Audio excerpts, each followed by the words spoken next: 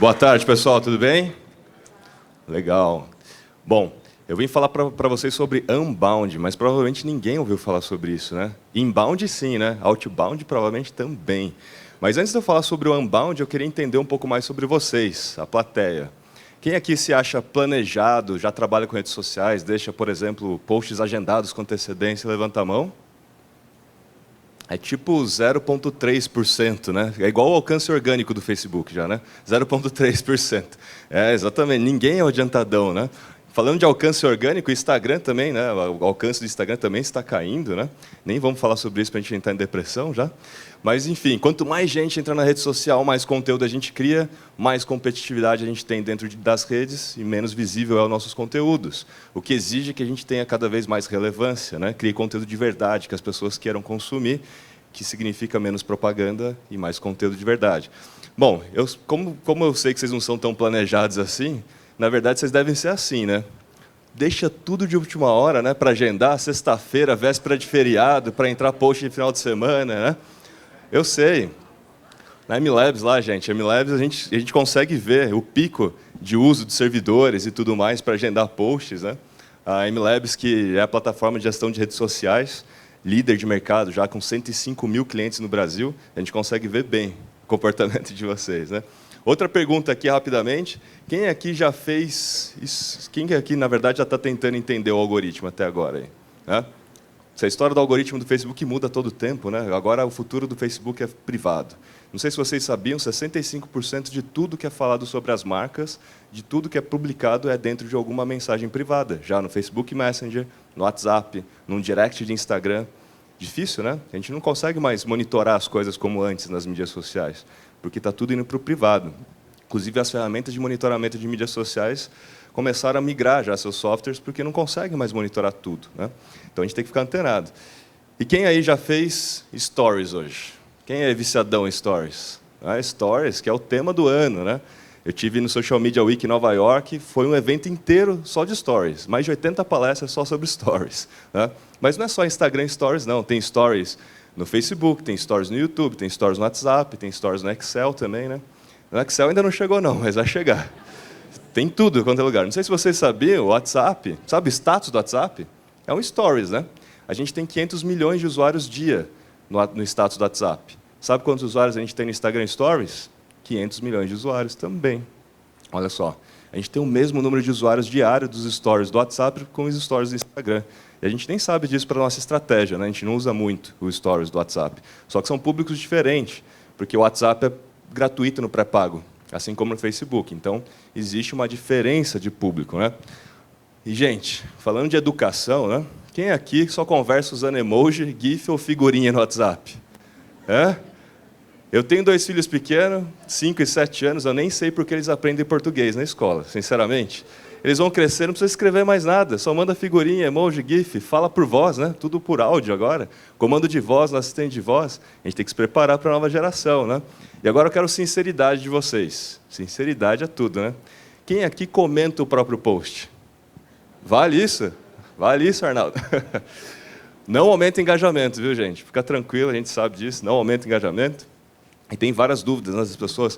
Será que eu coloco a hashtag na legenda ou coloco a hashtag no primeiro comentário, né? Fica a dica, na legenda dá mais resultado. Não coloque no primeiro comentário. Bom, só foi um esquenta. Eu vou falar para vocês sobre Unbound, que na prática é um acumulado de uma experiência que eu tenho em planejamento e estratégia digital, desenvolvendo ações digitais para essas marcas, planejamento, lançamento de campanhas, assim por diante. E é também a metodologia que me ajudou a construir a MLabs. Fazer a MLabs sair de 0 a 105 mil clientes em 4 anos, se tornar a ferramenta líder. E eu espero que vocês saiam daqui com essa metodologia em mente para poder aplicar isso nos negócios de vocês, tá bom? Então vamos lá. Aqui minhas redes sociais, @rkiz é o meu Instagram. Eu posto todo dia dados e pesquisas que vão ajudar vocês a tomar melhores decisões para as redes sociais, para que vocês tenham embasamento ou saibam defender alguma coisa. E, antes de tudo, a gente precisa alinhar alguns conceitos. Então, acorda aí, eu sei que é depois do almoço. Tomaram o cafezinho já? Já acordaram? Está tranquilo? Beleza, então vamos lá. Vamos primeiro alinhar o que é o outbound e o que é o inbound. O outbound, gente, de forma muito simplificada, é isso aqui, né? Você tem uma piscina que é tipo funil de vendas. O seu cliente está lá, você sabe que o seu cliente está lá. Só que você precisa dar um empurrãozinho nesse cliente para ele entrar no funil. O GIF aí está um pouquinho lento, né? Está tipo outbound mesmo. Então, assim, é uma piscina grande, geralmente essa piscina ela é fria, e você precisa dar aquele empurrãozinho no cliente, senão ele não entra no funil. É a mídia tradicional, né? Está meio lento o GIF, ele já era para dar aquele empurrãozinho, né, para o cliente entrar no funil.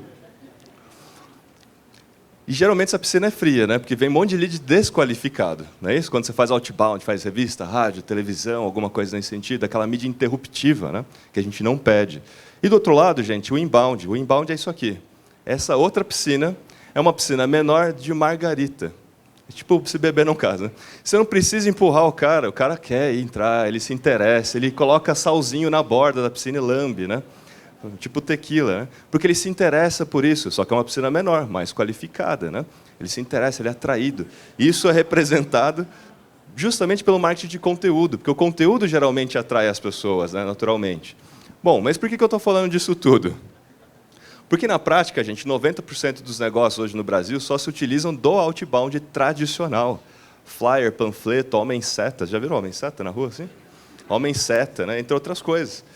Sendo que, na prática, existe aquela máxima. A gente precisa estar onde as pessoas estão, onde os nossos potenciais alunos estão. Onde que eles estão hoje?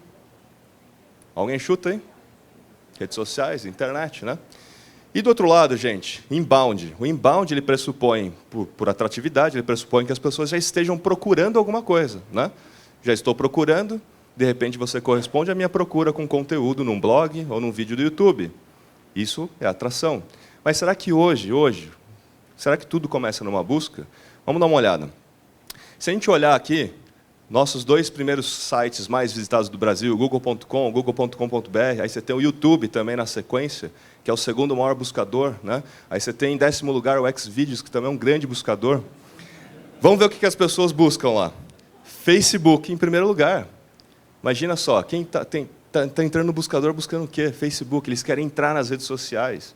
Na prática, as pessoas abrem o Chrome, digitam Facebook, não digitam .com, e cai no resultado de busca, né? Só por isso que está o Facebook em primeiro lugar. Bom, se todo mundo está procurando redes sociais, vamos dar uma olhada, né? De fato, gente, a gente passa mais tempo hoje nas redes sociais do que assistindo televisão.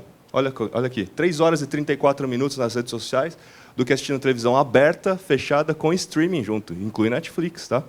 Então, assim, da hora que a gente acorda até a hora que a gente vai dormir, a gente está conectado o tempo todo em função das redes sociais. A gente só fica com o smartphone no bolso o dia inteiro por causa das redes sociais. Se não existisse isso, talvez o celular funcionasse para fazer ligação, né? Ainda não funciona mais. E, ainda para convencer vocês de que, de fato, a internet é importante, né, as redes sociais, dos 149 milhões de usuários brasileiros, 140 usam as redes sociais diariamente.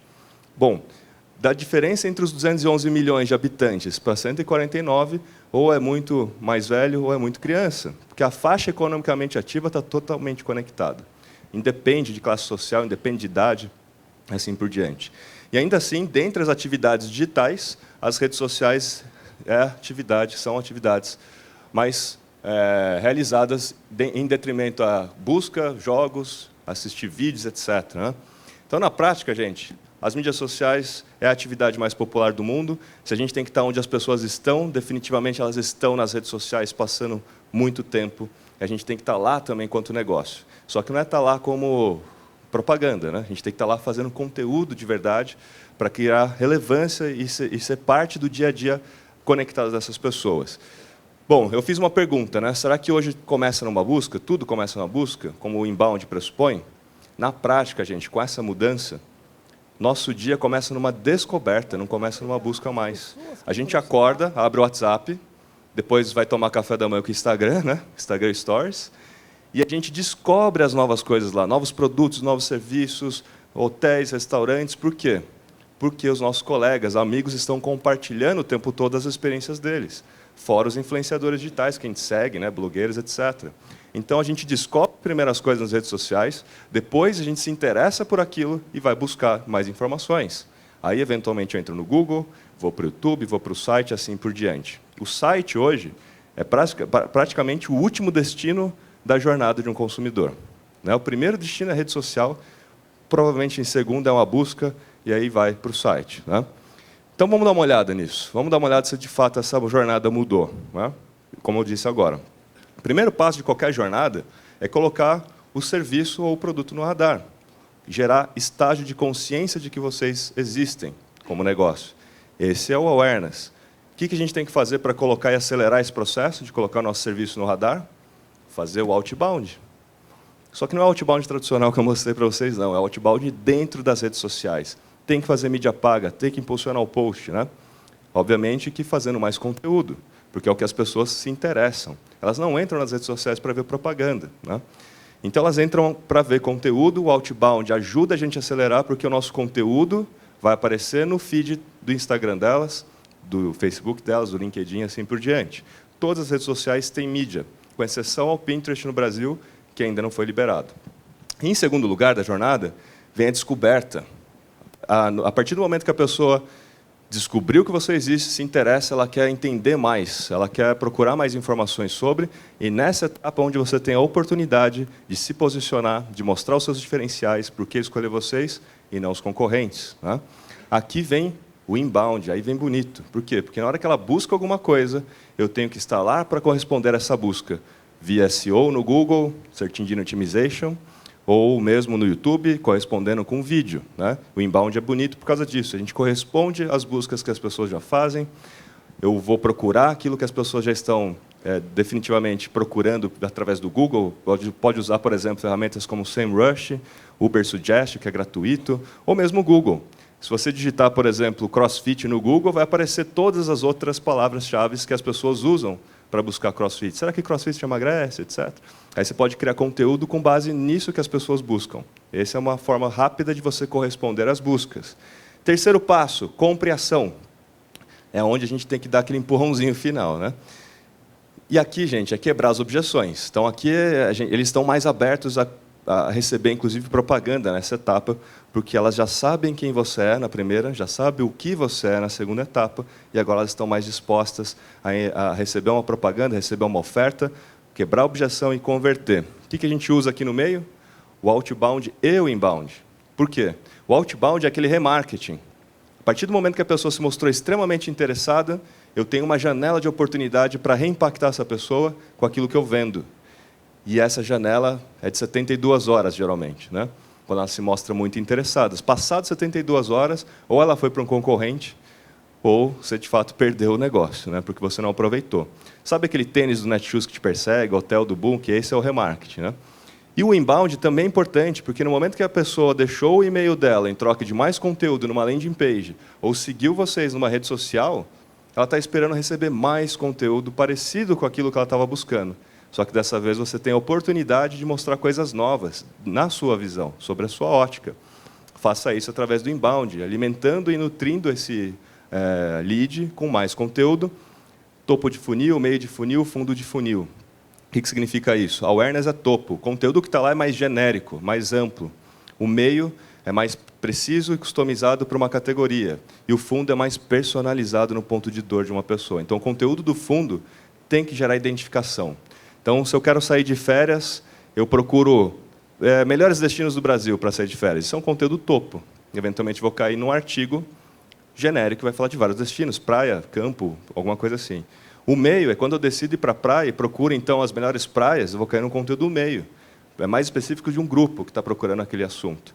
O fundo, eu, como sou pai de 2 crianças pequenas, vocês já sabem disso, se o hotel que, porventura, criou aqueles conteúdos de topo e de meio entenderam quem é o Rafael, eles vão me apresentar agora conteúdo sobre atividades infantis no hotel, quais são as melhores praias para a família.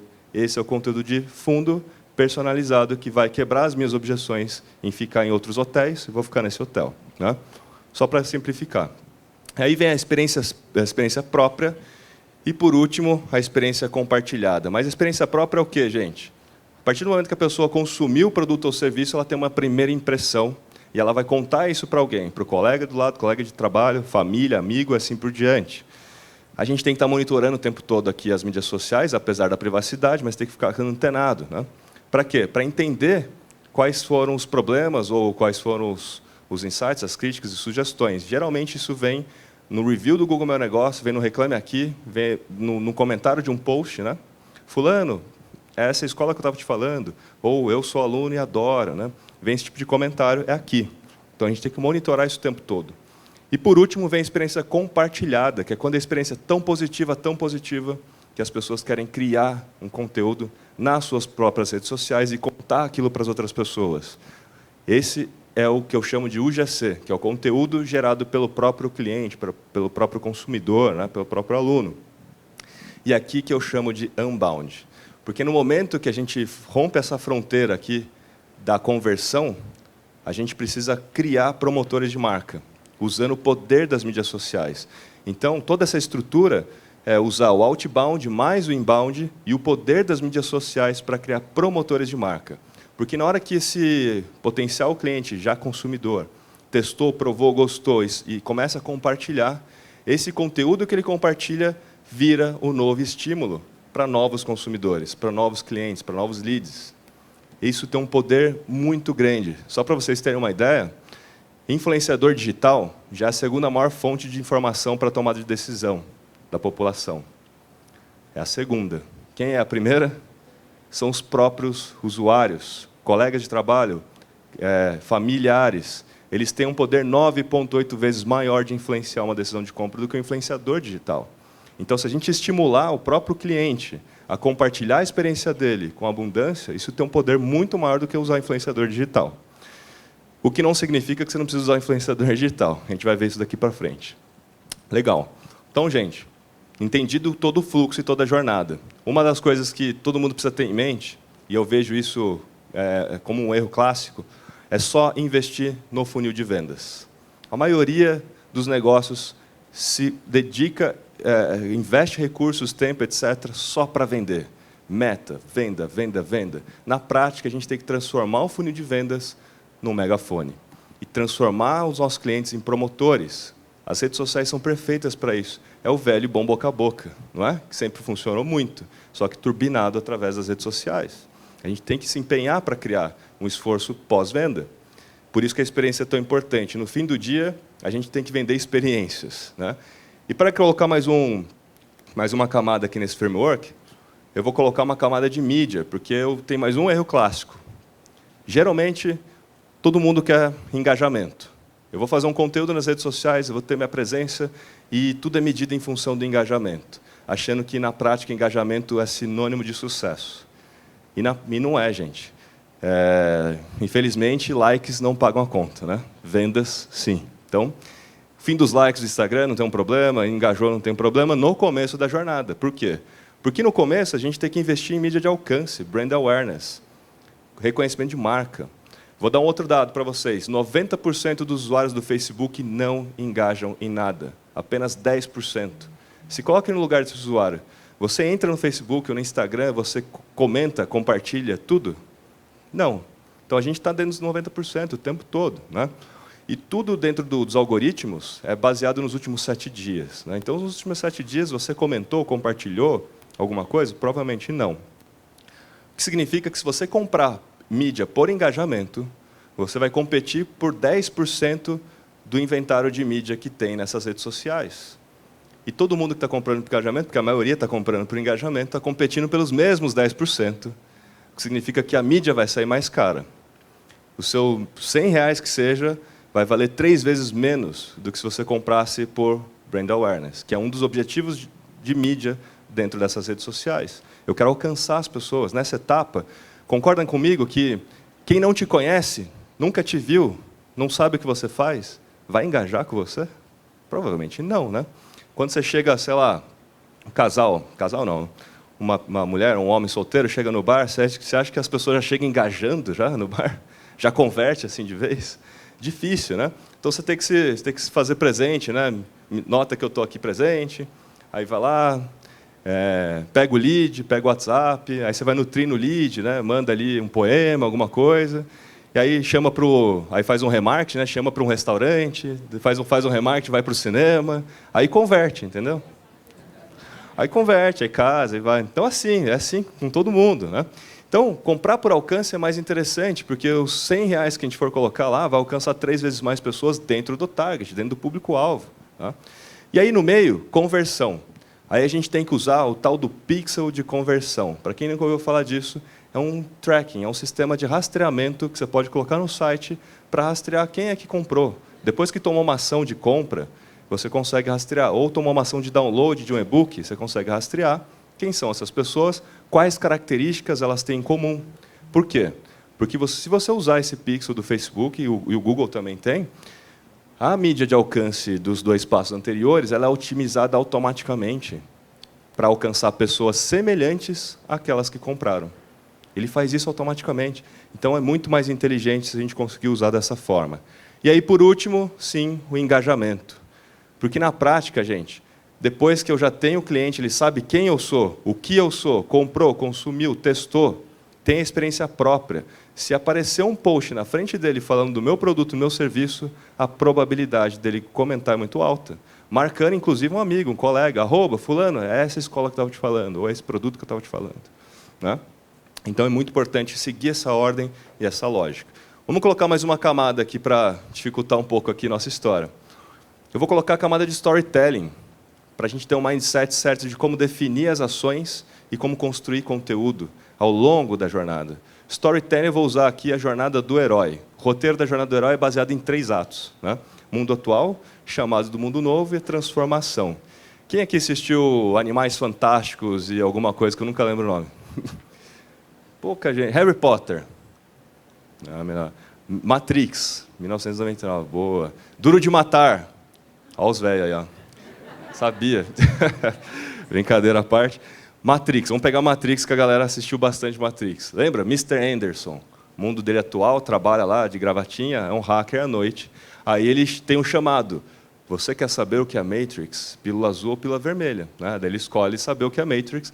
Aprende Kung Fu, pula de prédio, cai de cara, vai de novo, testa, até que ele volta transformado como Neo, desviando de balas. Né? É isso que a gente tem que fazer com o nosso cliente.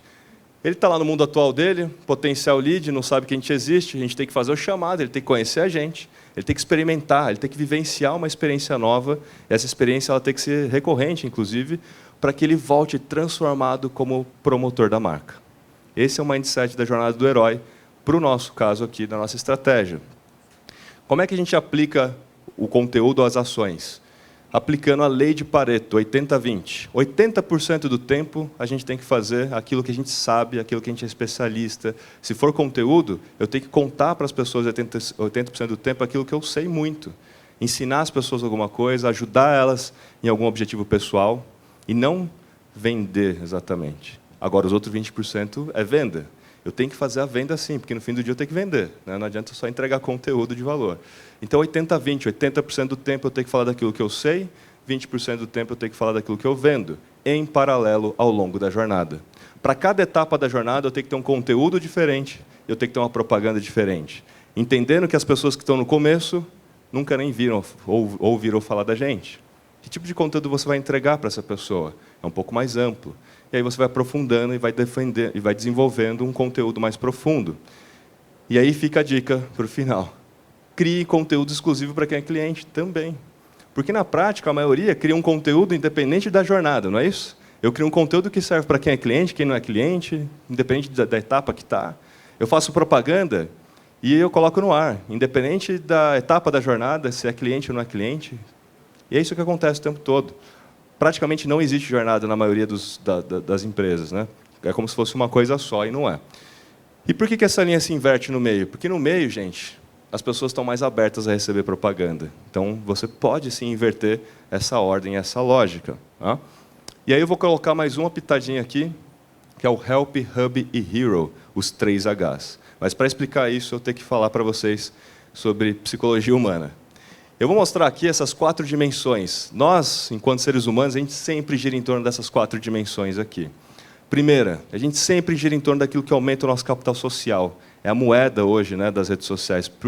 É o porquê que a gente compartilha as coisas que a gente compartilha. Porque a gente quer parecer mais feliz, mais famoso, sei lá, mais inteligente, né?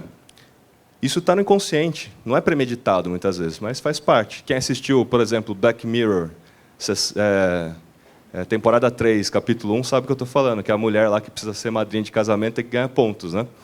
Então, e a gente sempre gira em torno também daquilo que aumenta a nossa conexão. Nós somos seres humanos de tribos. A A gente precisa pertencer a grupos para criar nossa própria identificação na sociedade, né?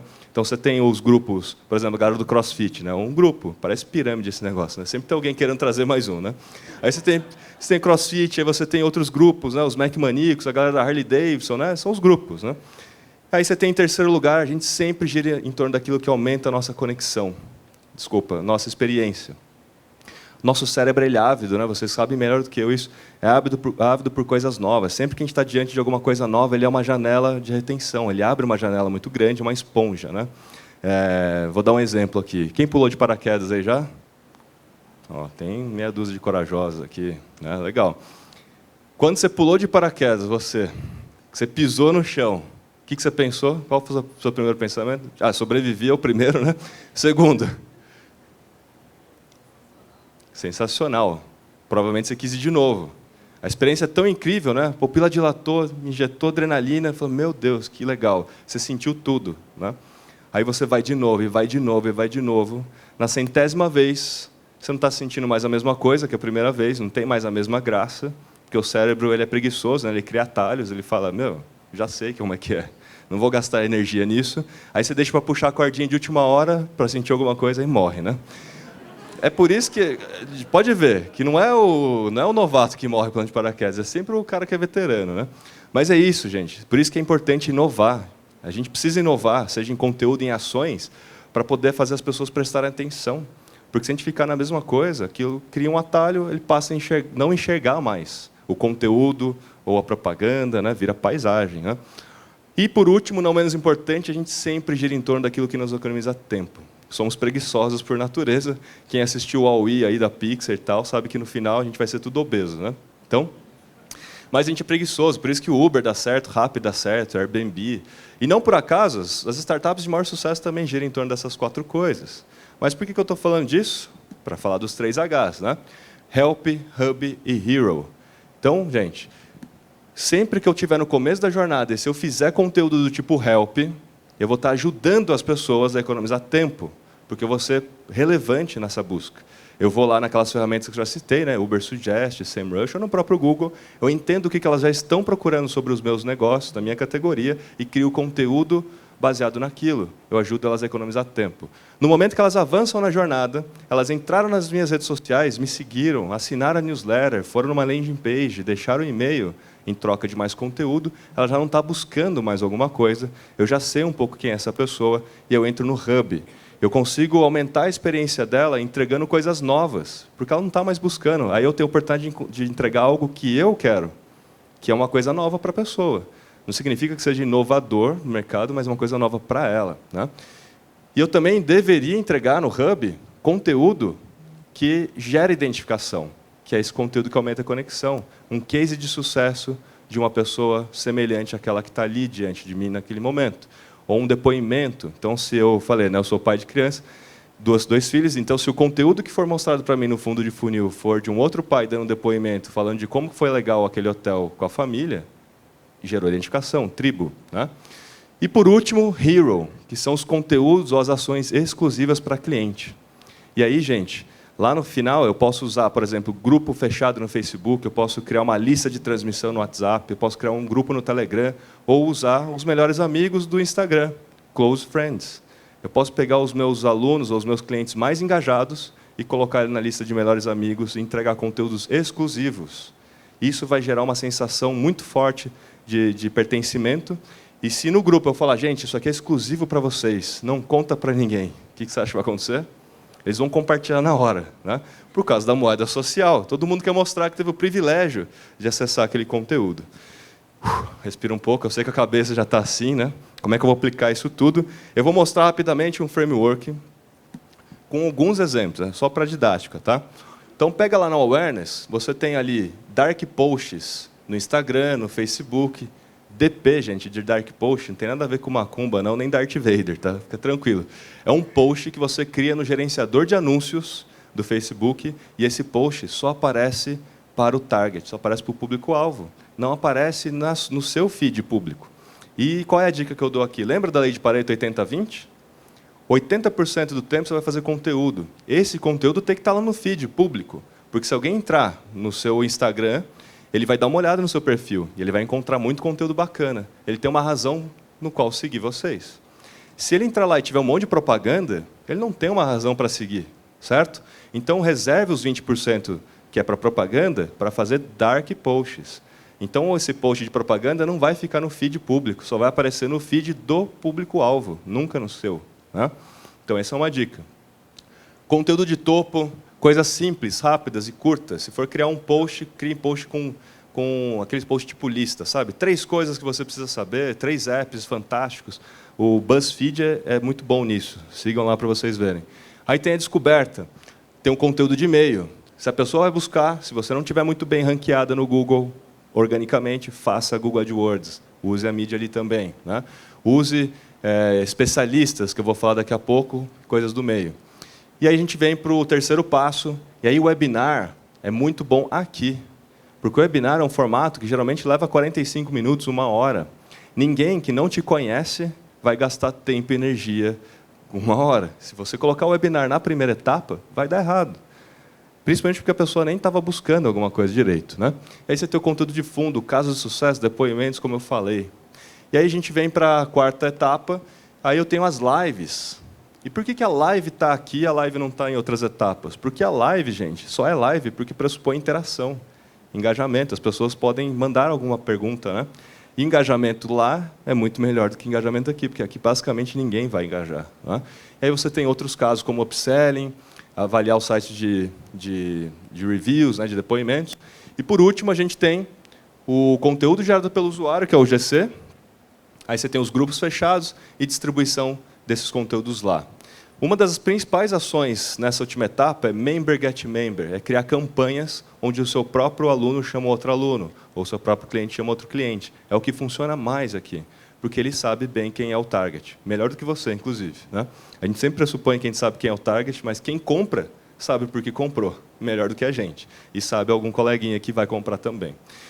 E eu falei sobre as 5 etapas, mas eu quero falar rapidamente sobre influenciadores digitais. Geralmente, quando você usa influenciador, você não está posicionando ele na régua também, de acordo com a jornada. Não, eu já uso influenciadores digitais, independente se ele é macro, se ele é micro ou se ele é nano.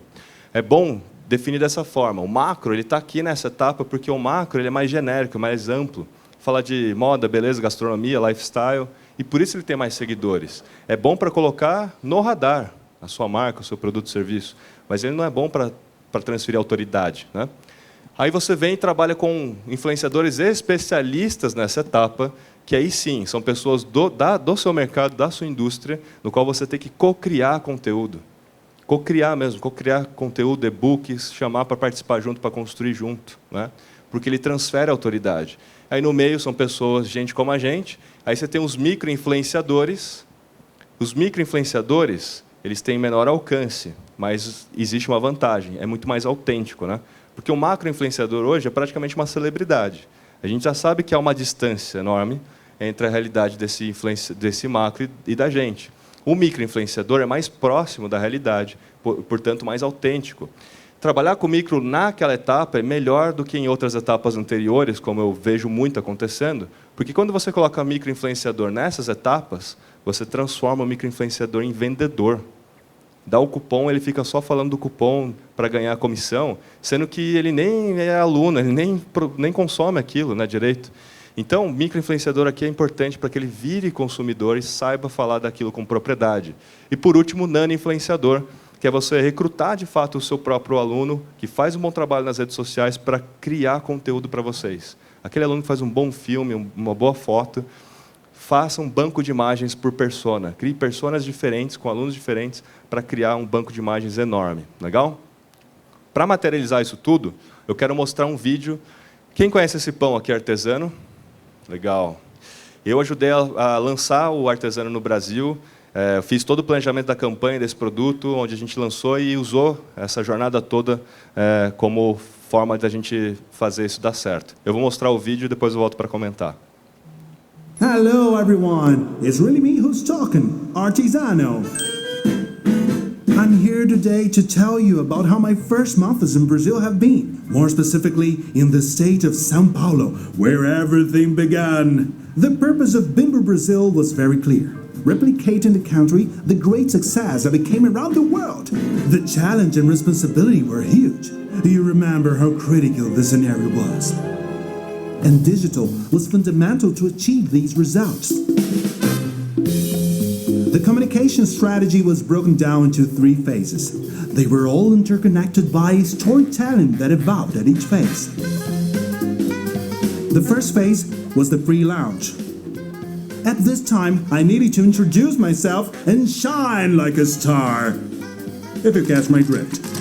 In the Facebook and Instagram posts, I was almost always in the company of 2 popular toppings, butter and jelly, to really bond with Brazilians.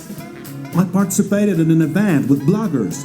I was sent in press kits and was widely distributed throughout the city of São Paulo. So, that is how people started to know me, and I must tell, it was love at first sight. Just during these initial stages, I spontaneously reached out 8 million people and also interacted with folks on social networks. I was really in the spotlight and ready to move on to the second phase.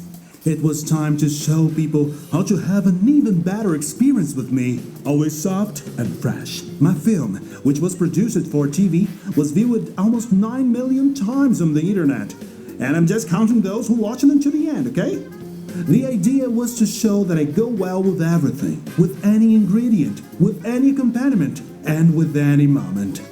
And to increase awareness and generate even more affinity, a specific media was generated for each segment and flooded social networks. The greatest culinary voices of Brazil were also part of this moment. I appeared on MasterChef, Tastemate, and many other channels.